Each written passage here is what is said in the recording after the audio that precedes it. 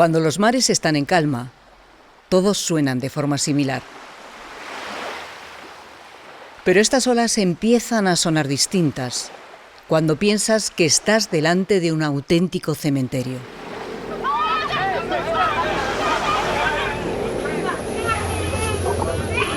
De unas aguas que se han llevado por delante la vida de 28.000 personas en los últimos 10 años.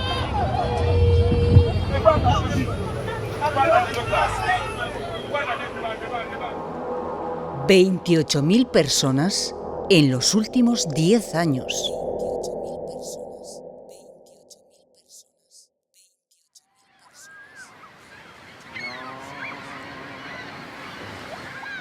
Estoy en Lampedusa, una isla paradisíaca, turística. Es una de las joyas de Italia, con aguas cristalinas, en el corazón del Mediterráneo, un lugar de veraneo habitual.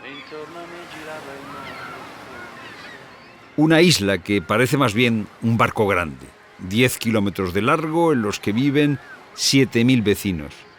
Pero como te decía Pilar Cisneros, el dato está ahí. 28.000 muertos en los últimos 10 años. Una absoluta barbaridad. ¿Por qué contamos desde hace 10 años? ¿Es que antes no había fallecidos? Sí que los había, y muchos. Son casi 50.000 muertos si viajamos hasta 1993. Pero nos detenemos hace 10 años por un motivo, por un naufragio que conmocionó a todo el mundo. Te doy una fecha, 3 de octubre de 2013.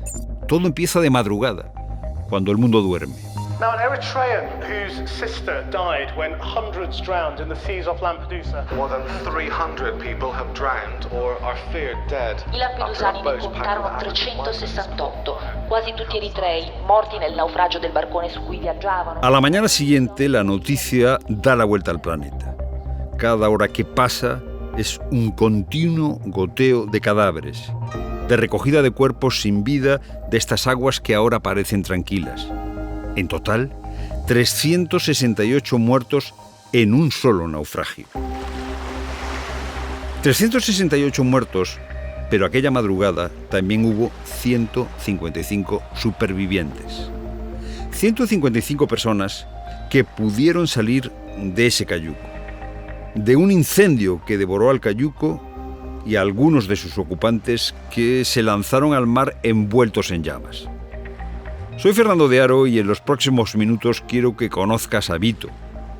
Vito es heladero, tiene 73 años y esa madrugada se convirtió en una pieza clave para que la tragedia no fuese mayor.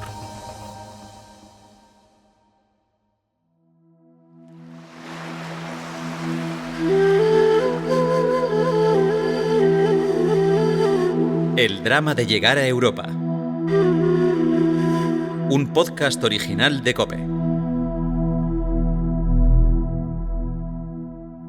Episodio 3. Lampedusa, la isla de los sueños rotos.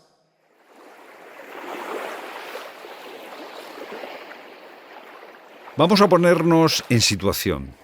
Es de noche, madrugada. 523 migrantes se encuentran hacinados en una patera.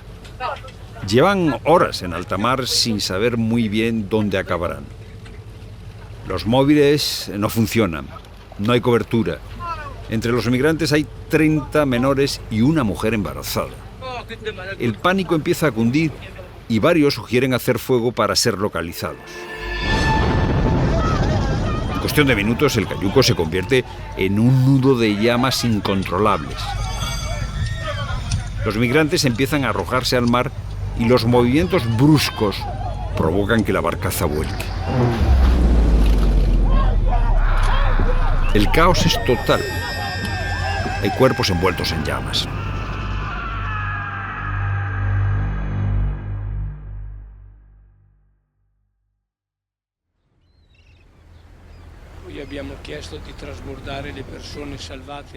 Cuando quedo con Vito Fiorino en Lampedusa, me reconoce que aquel 3 de octubre de 2013 es una fecha muy difícil de recordar para él. Vito es heladero, tiene 73 años y su aspecto refleja todo lo vivido. 47 personas en este barco. Più noi 8, 55 persone. Paseo con él por el puerto de Lampedusa, por este muelle que forma parte de la historia de la migración. A nuestra derecha, 15 cayucos semi-hundidos, destartalados, rotos. Su estado es deplorable.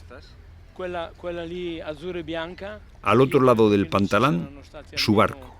Me lo señala con el dedo índice. Es el Gamar, el barco que salvó vidas, 47 vidas esa noche de hace 10 años. Vito, salve. Buongiorno a voi, grazie. ¿Cómo recuerdas la noche del 3 de octubre? La ricordo con tanta tristezza, tanto dolore. Vito me confiesa que recuerda esa madrugada con mucha tristeza, con mucho dolor, pero también con alegría. Alegría por todos los migrantes que consiguieron salvar su vida, decenas de personas. Dolor por todos los que murieron también. Esos 368 para los que el amanecer nunca llegó. Ma purtroppo per 368 di loro l'alba non è mai arrivata.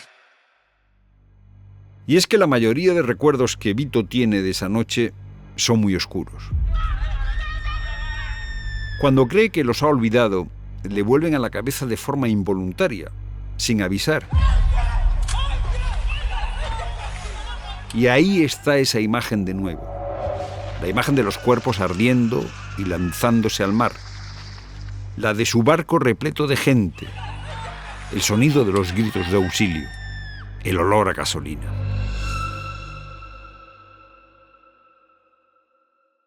Noi quella notte non dovevamo uscire e poi qualcuno ha detto andiamo questa notte a fare un'uscita in mare per fare un bagno a mezzanotte. Vito se encontró el naufragio por sorpresa. Él es lampedusano, vive en la isla y había salido con unos amigos en su barco para pescar a medianoche en el mar. No tenía pensado quedarse a dormir, pero decidieron hacerlo. El lugar, la bahía de Tabacara, una zona tranquila. Vamos a situarnos. 3:30 de la madrugada. Varias horas en el mar. Los amigos pescan y miran las estrellas. El cielo está impresionante, ni una nube. La temperatura también es buena, pero lo cierto es que a Vito ya se le va haciendo tarde. Dice que ya es hora de volver a casa. Se lo dice a sus amigos. Y de repente uno de ellos pregunta: ¿por qué no nos quedamos a dormir aquí? Hacía mucho tiempo que no hacían algo así. En aquel momento Vito tenía 63 años. Sus amigos eran de su quinta. No acostumbraban a hacer locuras de este tipo. Dormir en el barco estando a un paso de casa. Pero se quedaron a dormir en el mar. 6:30 de la mañana. Uno de los amigos se despierta. Ha escuchado gritos. Vito me confiesa que en un primer momento no pensó que fuesen personas. Le dijo a su amigo que ese sonido era el de las gaviotas. Pero su amigo insiste. Dice que son gritos de gente y se ponen en marcha. Navegan 800 metros y los gritos cada vez se escuchan más claros. Ya no hay ninguna duda. Son personas. Primero ven una humareda. No entienden lo que está pasando. Después detectan el fuego. Siguen sin tener datos para explicar lo que sucede. Hasta que de repente, allí está. No saben ni siquiera cuántas personas hay. Son muchos. Luego supieron que eran 200. 200 migrantes que gritaban y pedían ayuda. Ci siamo ritrovati con di fronte a noi 200 persone che urlavano e chiedevano aiuto. 7 de la mañana. Vito ve que la patera ha volcado y que está envuelta en llamas. Los que se mantienen a flote como pueden piden ayuda, pero la inmensa mayoría ya ha sido sepultada bajo el mar. Vito y sus amigos no se lo piensan. empiezan a salvar vidas. Abbiamo avuto tanta paura perché avremmo voluto salvarli tutti, ma era impossibile poterli salvare.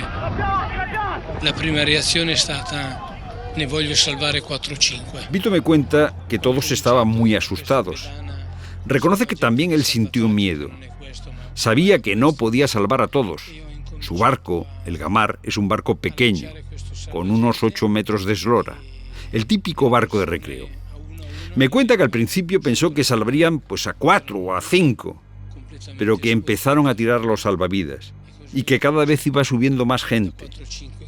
Estaban desnudos, rociados de combustible, olían mucho a gasolina, muchos tenían quemaduras. Se metieron donde pudieron hasta abarrotar el barco, otros se agarraron a la escalera, otros a la parte exterior, y así es como lograron salvar a 47. Sí, 47 personas en un barco de 8 metros. Le pregunto cómo fue capaz de hacerlo y me dice que a día de hoy todavía no lo sabe. Se ci penso ancora oggi non lo so, però ha dimostrato questa barca che aveva voglia di salvare tante persone.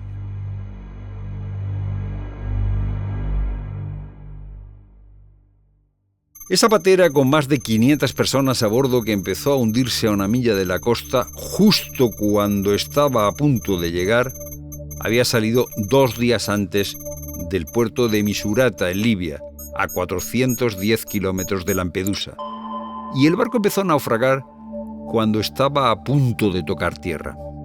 Fue Vito quien avisó de la catástrofe. Varios pescadores se acercaron a la zona para salvar a más migrantes, pero la tragedia fue mayúscula. Quando tu studi per fare la patente nautica, c'è scritto uomo in mare va salvato. Y es que Vito me cuenta que la instrucción para los hombres del mar es clara. Si ves una vida en peligro, hay que salvarla. Si deve fare per forza. Hay que hacerlo por fuerza. Y eso es lo que hicieron. Di fronte a un essere umano che ti chiede aiuto o che sta morendo, come non poterlo salvare? 368 muertos. La mayoría eritreos. Todavía hoy recuerdo perfectamente la fotografía, la de los cadáveres en fila, en este mismo muelle que ahora recorro con Vito. Los cadáveres cubiertos por una tela verde, uno tras otro. Esa imagen de Lampedusa dio la vuelta al mundo. El planeta entero pedía que no se volviese a repetir. ¿Qué ha pasado aquí en los últimos 10 años? Praticamente non è cambiato niente. Desde hace 10 años, Vito denuncia sin descanso la situación que vive la isla de Lampedusa. Te recuerdo el dato. 28.000 personas han muerto en el Mediterráneo desde ese 3 de octubre de 2013. 28.000 muertos en los últimos 10 años. Lampedusa se ha convertido en un emblema, en un recuerdo de muerte. Pero también es el objetivo de muchos, la primera escala europea, a solo 100 kilómetros de África, de Túnez. Quiero que viajemos juntos a la zona de Exfas, también a la isla de Yerba. Las dos se sitúan en la costa este de Túnez, en la mitad sur. Allí miles de migrantes esperan su oportunidad de saltar a Lampedusa. Están a un paso, viven su particular cuenta atrás. Banja es uno de ellos. Bonsoir, c'est Junior, camerounais. Banja es de Camerún, tiene 41 años y es padre de 3 hijos. El mayor tiene 14, el mediano 10 y la pequeña solo 5. Lleva más de 2 años sin verlos. En este tiempo tampoco ha podido estar con su mujer, solo habla con ellos por Facebook. Imagínate, salir de tu casa, dejar a tu familia porque necesitas desesperadamente una ayuda, buscar el dinero como sea. Por eso se fue. Ahora espera para cruzar a Lampedusa en patera. Pero es que no tiene dinero, ni para la patera ni para comer. Tampoco quiere mostrar su cara, ni que le fotografíen. Tiene miedo. Je n'ai pas assez de moyens pour me faire un visa. pour voyager légalement.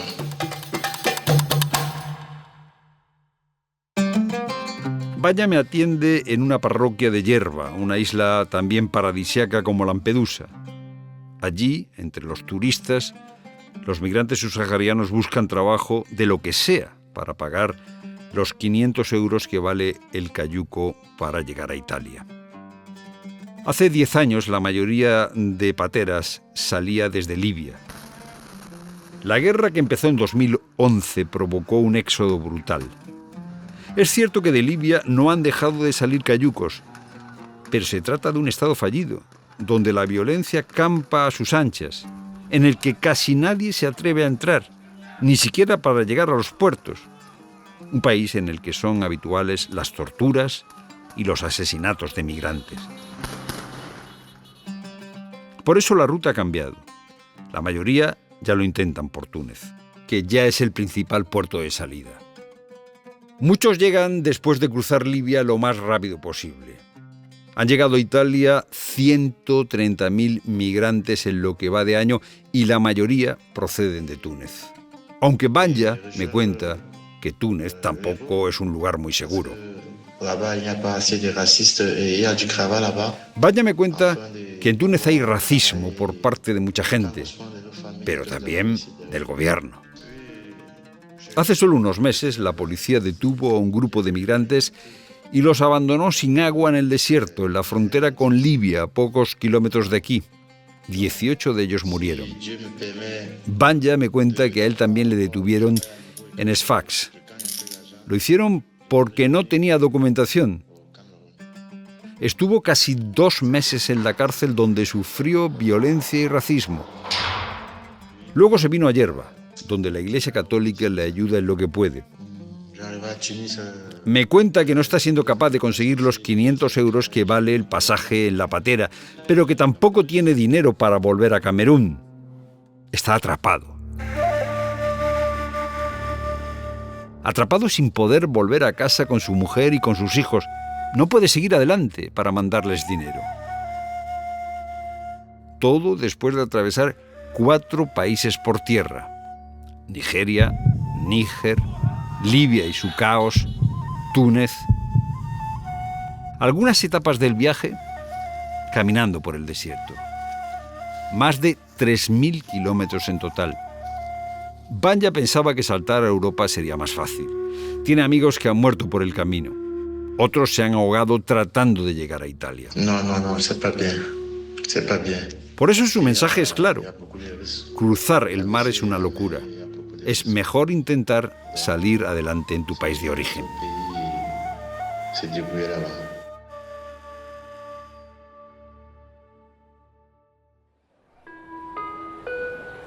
Señores pasajeros, Resulta paradójico cruzar el Mediterráneo en avión cuando escuchas estas historias. Sabes que puedes llegar a Italia en menos de 1 hora desde Túnez y piensas que otros se lanzan al mar para alcanzar ese objetivo.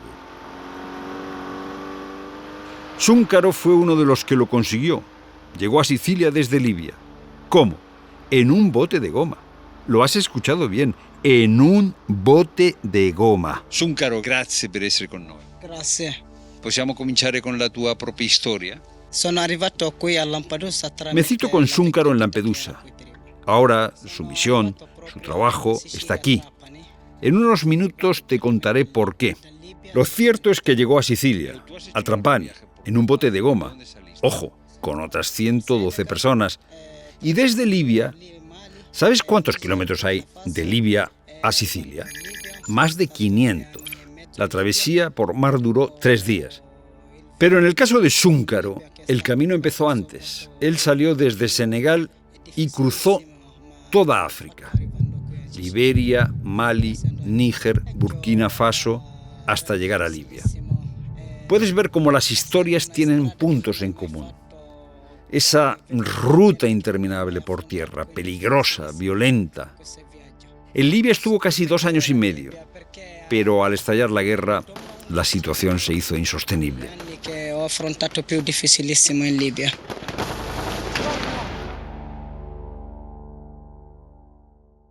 Te aseguro que escucharle impresiona. Zúncaro es alto, de piel muy negra, va vestido con el uniforme de Cruz Roja. También la gorra, bueno, todo es rojo. Tiene trenzas en el pelo, lleva 2 pulseras en la mano derecha y charla conmigo tranquilo. Aparentemente parece que lo ha superado, pero mirándolo a los ojos me doy cuenta de que esas imágenes siguen grabadas en su corazón y en su mente. Es la misma sensación que la que tuve al escuchar a Vito. Los dos han visto el horror. Me cuenta que salió de su casa con 14 años. Salió de su casa después de que su padre muriese. Y me dice que por el camino las mafias le secuestraron. Zúncaro tuvo que pagar 400 euros para que le liberasen. Luego otros 800 para subirse en una patera. Zúncaro me confiesa que tuvo miedo, que pensó que iba a morir. En un primer momento utilizó una patera que tuvo que volver a tierra y en un segundo momento se lanzó al mar en un bote de goma. Dice que durante los 3 días que duró la travesía no tuvo hambre, que cuando estás en el mar no piensas en comer. ¿Cuántos años tenías cuando hiciste esto? ¿Qué edad avete? ¿Cuántos años avevo? Avevo 16 di anni. Zúncaro llegó a Italia en 2013, justo el mismo año en el que se produjo la gran tragedia de Lampedusa.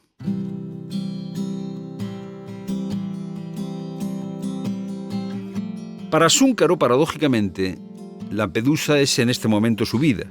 Aquí trabaja en Cruz Roja como mediador. Atiende a los chicos que llegan, también a los niños y a las mujeres. Y dice que la mayoría de las chicas que llegan han sufrido violencia sexual en su ruta. El relato es durísimo. Él escucha a todos y transmite sus necesidades. Dice que lo más importante es estar de buen humor, que se sientan acogidos, que se tranquilicen, y está preparado para ello.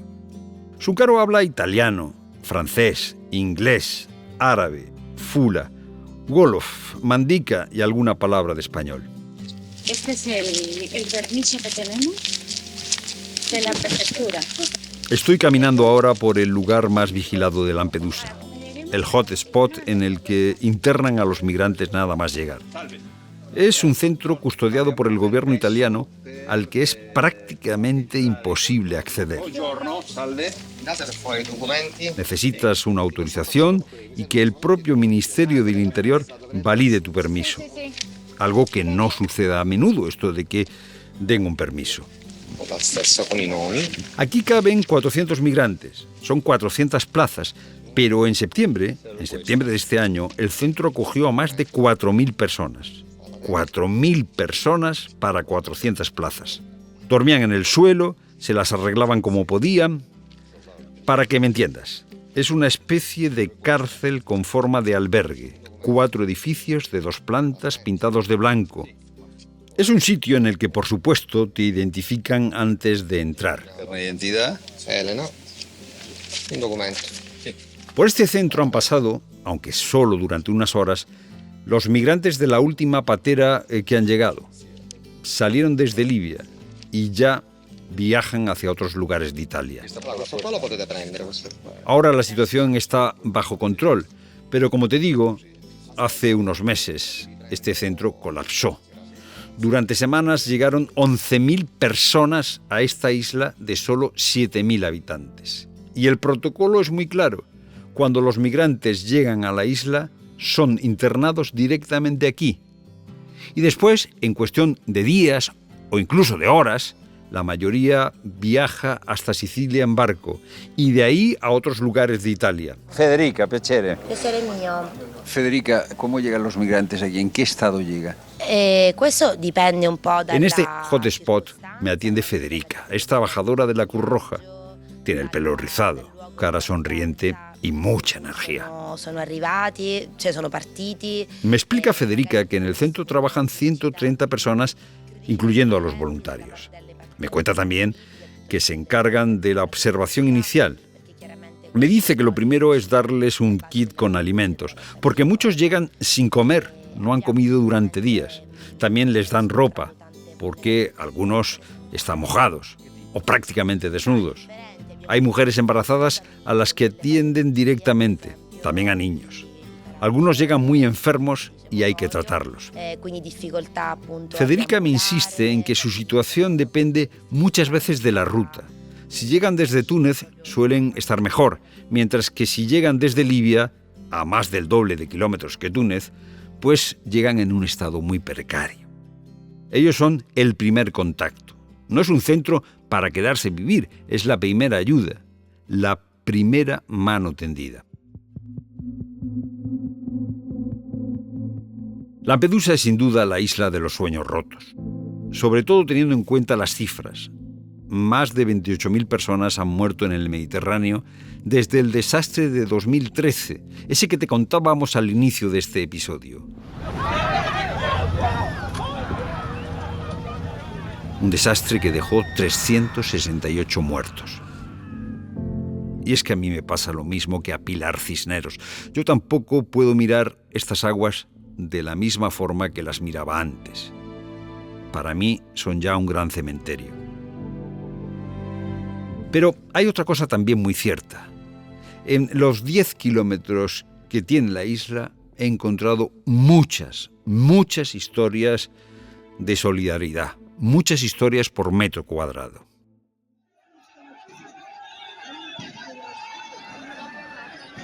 La primera historia que quiero compartir contigo sucedió hace solo unas semanas, con el colapso de la isla, cuando 11.000 migrantes llegaron a Lampedusa en pocos días. Te recuerdo que la isla solo tiene 7.000 vecinos. En ese momento todos los servicios se saturaron. El centro en el que acabamos de entrar, el hotspot, no era capaz de acoger a tanta gente. Por eso, muchos migrantes vagaban por las calles de Lampedusa. Nos lo cuenta Antonello, un vecino que es bombero. Nos dice que no cabían en el centro y vagaban por las calles en busca de algo de comida.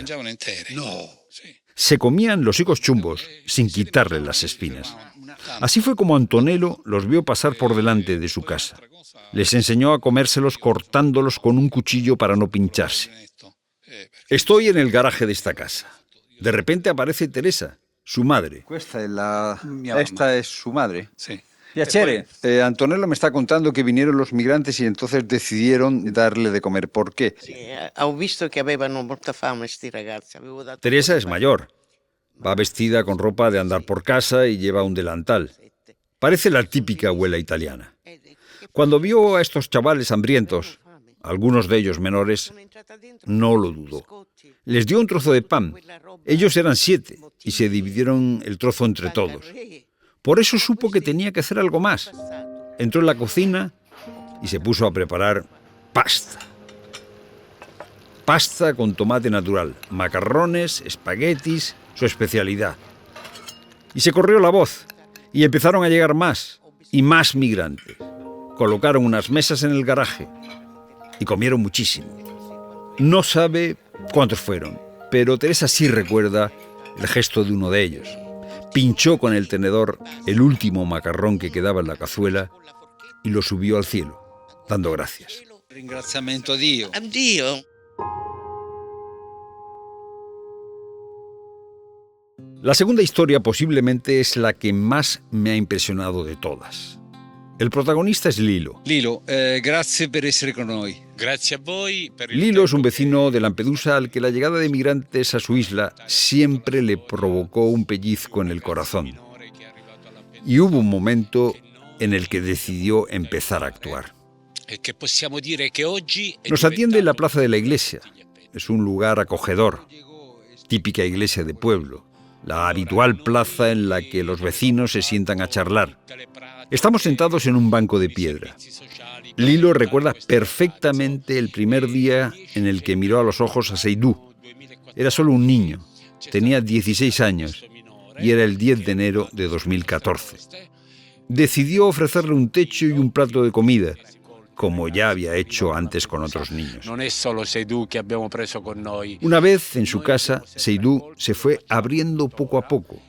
Le contó que había salido de Senegal con 1.000 euros, que había cruzado 4 países, que fue en Libia donde se montó en un cayuco, También que sin el rescate de un barco de Mare Nostrum habría muerto. ¿Qué tiene de especial esta historia? Que al cumplir 18 años, Seydou decidió quedarse, que se ha convertido en su hijo y Lilo en su padre. Ahora sigue viviendo con la familia. Habla de él emocionado, con orgullo. Así es como cuenta que ha conseguido un trabajo en un supermercado, que tiene su propio sueldo, que la vida le va bien. Le pregunto también por el naufragio de 2013, esa tragedia con la que comenzábamos el episodio. La tragedia que dejó 368 muertos, muchos de ellos eran niños. Lilo me confiesa que acogió a algunos de los supervivientes. Eran 2 chavales, 2 adolescentes que estuvieron en su casa 4 meses. Y aún hoy, siguen llamándole cada semana. Se non è ogni settimana, ma ogni 15 giorni ci si sente al telefono, sì.